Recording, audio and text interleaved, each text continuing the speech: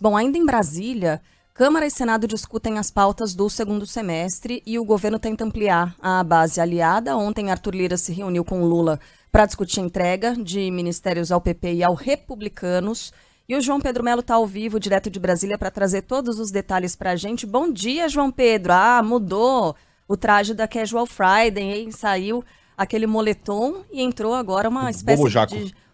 exatamente. Bom dia, João Pedro. Verdade. California Bom dia, Racing. pessoal.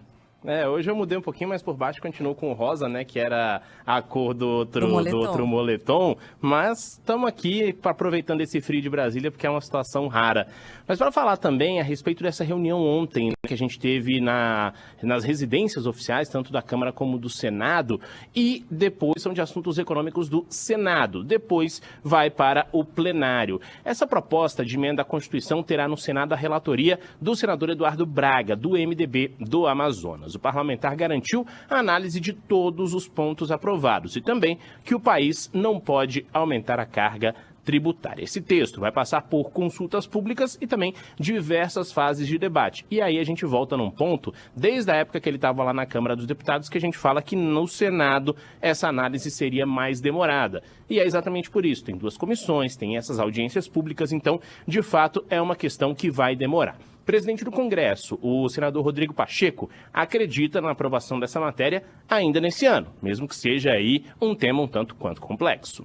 E eu acredito muito, juntamente com o presidente Arthur Lira, com todos os colegas deputados e senadores, que o nosso trabalho vai ser um trabalho que vai ser no final premiado, Deus queira, com a possibilidade de promulgação dessa emenda à Constituição ainda esse ano e que possamos entregar à sociedade brasileira a reforma tributária. Então recebemos do presidente Arthur o documento com responsabilidade, com muito zelo e vamos agora ao trabalho muito aprofundado em todos os pontos, no alinhamento do relator do Senado com o relator na Câmara dos Deputados. No final das contas, será um trabalho de muito êxito do Congresso Nacional.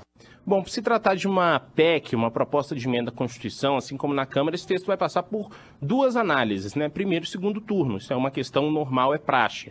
No Senado, quórum de aprovação de 49 votos favoráveis. Em resumo, essa reforma, ela prevê a unificação de 5 tributos que incidem sobre os serviços e o consumo e também retira ali aquela chamada tributação em cascata, quando vários impostos são cobrados em diferentes pontos da cadeia de produção. Hoje, as alíquotas do imposto são variadas para cada tipo de serviço. Está sendo discutida uma taxa única, que deve ficar próxima dos 25%. Ainda ontem a gente teve uma reunião tanto quanto emblemática aqui na capital do país. O presidente da Câmara, Arthur Lira, fez uma visita ao presidente Lula no Palácio da Alvorada. E essa reunião, sim, foi muito longa. Mais de 3 horas de conversa, foram vários assuntos ali. E essa, obviamente, reunião ocorre em um momento de reforma ministerial, ou negociações para uma reforma ministerial. O Centrão busca mais espaço no governo. Do outro lado, o Lula quer garantir uma base coesa, uma base bem formada para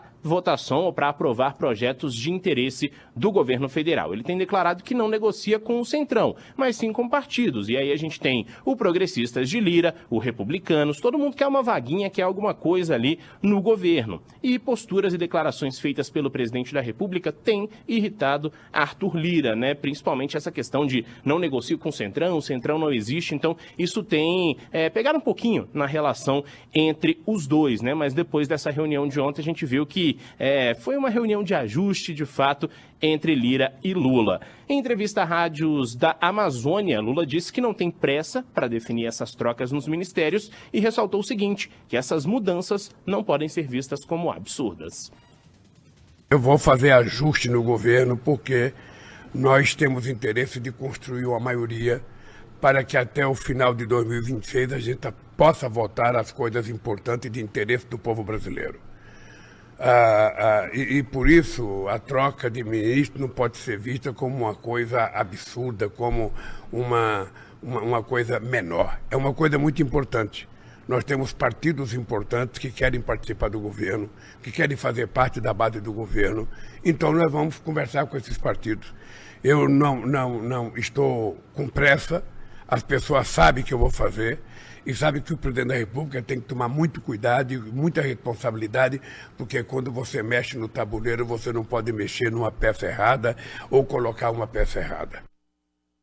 E aí a gente finaliza do lado daqui, Carla e Megali, falando a respeito do que o Centrão está querendo. Ministério do Esporte, Presidência da Caixa, FUNAS, ou seja, são muitos órgãos importantes que têm de fato muito orçamento e que estão na mira desses partidos que, segundo Lula, não formam o Centrão, mas que estão recebendo aí conversas individuais com o presidente da República.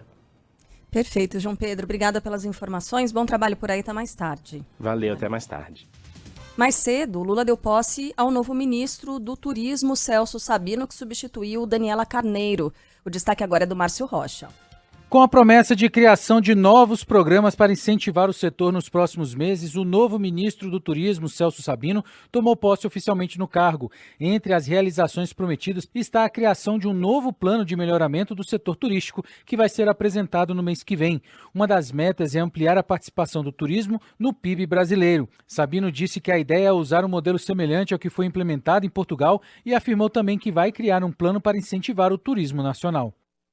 Queremos nos inspirar em algumas iniciativas de sucesso, como Portugal, nossa nação irmã, que em 10 anos triplicou o número de turistas estrangeiros de 7 para 22 milhões no ano passado.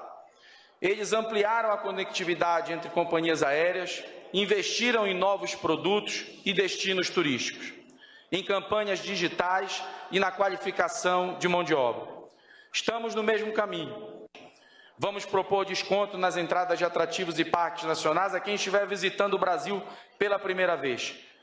Com apoio do Ministério da Cultura, minha querida Margarete hoje aqui presente, da Ancine, da Apex, da Embratur, estimularemos a produção cinematográfica para a promoção de destinos brasileiros e campanhas publicitárias dentro e fora do país.